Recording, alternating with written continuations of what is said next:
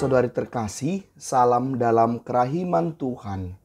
Yakinlah bahwa Yesus sangat mencintai saya, Anda dan kita semua. Bapak Ibu saudara-saudari terkasih, di awal video tadi saya menampilkan salah satu cuplikan, yaitu salah satu momen dalam acara pentahbisan imam gereja Katolik. Momen yang ditampilkan tadi terkait dengan tradisi indah dalam gereja Katolik, yaitu tradisi Manutergium. Apa itu tradisi Manutergium? Nah, salah satu ritual penting dari upacara tabisan imam adalah pengurapan telapak tangan imam yang baru dengan minyak krisma. Mengapa tangannya diurapi dan mengapa dengan minyak? Karena memang pertama minyak itu digunakan sejak perjanjian lama untuk mengurapi orang karena minyak itu meresap. Itulah salah satu alasannya. Sebagaimana meresapnya minyak itu, demikianlah berkat dan urapan itu meresap dalam diri seseorang. Nah, karena apa juga mengapa tangan imam yang diurapi? Karena memang bagian tangan imam adalah yang sangat penting dalam melaksanakan tugasnya sebagai seorang imam. Karena seorang imam akan menghadirkan Yesus lewat tangannya, di mana dengan tangannya imam merayakan Ekaristi dan membagi-bagikan Yesus kepada umat. Ritual pengurapan tangan ini dilaksanakan setelah salah seorang imam baru dibantu mengenakan pakaian misa, yaitu stola dan kasula. Setelah mengenakan kasula untuk pertama kalinya inilah, sang imam kemudian berlutut di hadapan uskup, dan sang imam kemudian menadahkan kedua telapak tangannya di atas pangkuan Bapak Uskup yang sedang duduk di depan altar. Uskup kemudian mengambil minyak dengan ibu jarinya dan mengurapi kedua tangan imam baru sambil berkata, "Semoga Tuhan Yesus Kristus yang telah diurapi Bapa dengan Roh Kudus dan kekuatan menjaga engkau untuk menguduskan umat Kristiani dan mempersembahkan kurban kepada Allah." Dalam ritual tabisan imam cara baru ini yang kita gunakan saat ini memang tidak disebutkan secara detail bagaimana cara pengurapan tangan imam. Namun dalam tradisi ritual yang lama disebutkan bagaimana uskup mengurapi, yaitu mulai dari ujung ibu jari kanan sang imam baru, lalu telunjuk kiri, lalu ibu jari kiri, dan terakhir telunjuk kanan, yang nanti keseluruhannya ini membentuk sebuah tanda salib. Dan barulah kemudian dilanjutkan dengan pengurapan kedua telapak tangan. Kenapa perlu ujung ibu jari dan jari telunjuk secara khusus? Karena ujung kedua jari inilah yang nantinya akan memegang tubuh Kristus dalam perayaan Ekaristi. Nah, dalam tata cara tabisan edisi lama juga, ritus yang lama, disebutkan juga bahwa sesudah pengurapan tangan imam dengan minyak tadi, maka imam akan menerima Manutergium, yaitu sebuah lap tangan terbuat dari kain linen yang berfungsi untuk membersihkan sisa minyak urapan pada tangan sang imam, yang lalu kemudian Manutergium ini diikatkan pada masing-masing tangan imam. Dan kemudian pada saat yang tepat akan diserahkan kepada ibu kandung mereka masing-masing. Nah, beberapa sumber menyebutkan bahwa ada beberapa momen yang dapat dijadikan sebagai saat penyerahan Manutergium ini kepada sang ibu. Misalnya dalam video tadi, kita menyaksikan bahwa Manutergium tadi diberikan kepada sang ibu selekas uskup meminyaki dan melap tangan para imam baru.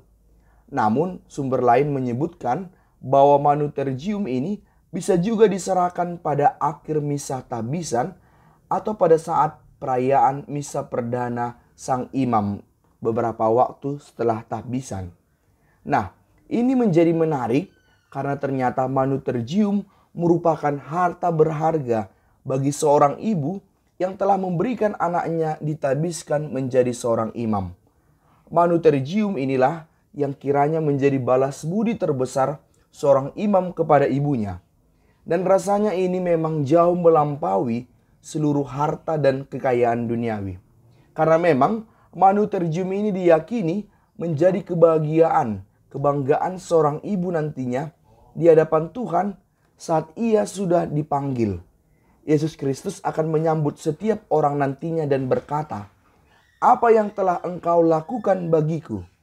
Sang ibu dapat menunjukkan manutergium ini dan berkata, "Aku telah mempersembahkan yang terbaik dari diriku, yaitu putraku, menjadi seorang imammu."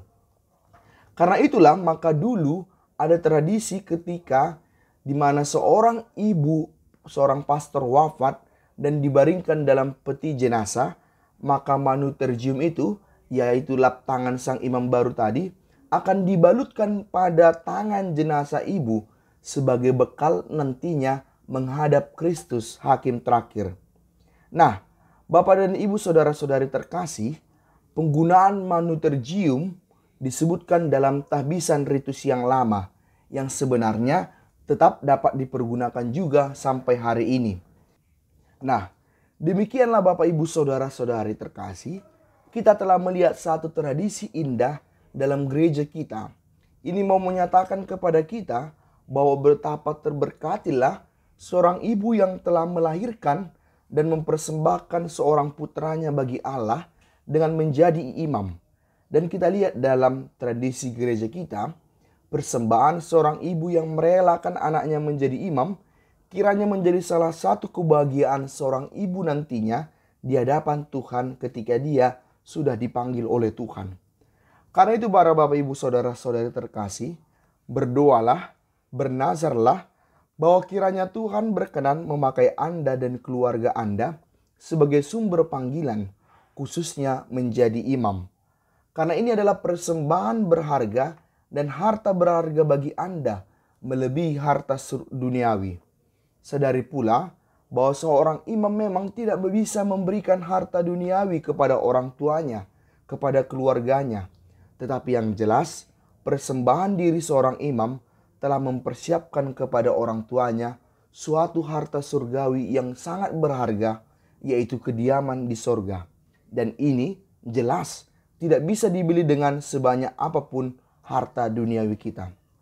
Sadari pula bahwa dengan menjadi seorang imam, maka anak Anda akan menjadi pendoa bagi Anda.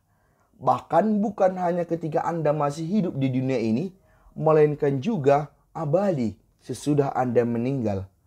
Anda tak perlu khawatir apakah ada yang akan mengenang, mengingat dan terutama mendoakan jiwa Anda sesudah meninggal. Karena memang setiap hari anak Anda yang telah Anda persembahkan kepada Tuhan menjadi imam akan merayakan misa dan berbagai ibadat, di mana di dalamnya ia pasti mengingat orang tuanya yang masih hidup maupun yang telah meninggal. Inilah harta yang tak ternilai harganya. Sayangnya, masih ada yang belum menyadari hal ini, sehingga tak jarang kita mendengar bahwa orang tua tertentu tidak mengizinkan anaknya menjadi seorang imam. Ia merasa rugi karena telah menghidupi dan membesarkan anaknya, dan kemudian anaknya direlakan lepas menjadi seorang imam, dengan arti anak tersebut tak akan membalas harta duniawi kepada orang tuanya. Maka muncullah pernyataan berikut, "Tuhan, panggillah banyak pemuda menjadi imammu, tetapi jangan anakku." Nah, bisa-bisa hal ini terungkap karena memang orang bersangkutan belum menyadari indahnya memiliki anak menjadi seorang imam. Semoga video ini menginspirasi kita merasakan Tuhan sangat mencintai manusia khususnya lewat ia memanggil dan mengutus para imamnya, para rasul belas kasihnya. Yesus, Engkau andalanku, Pace Ebene.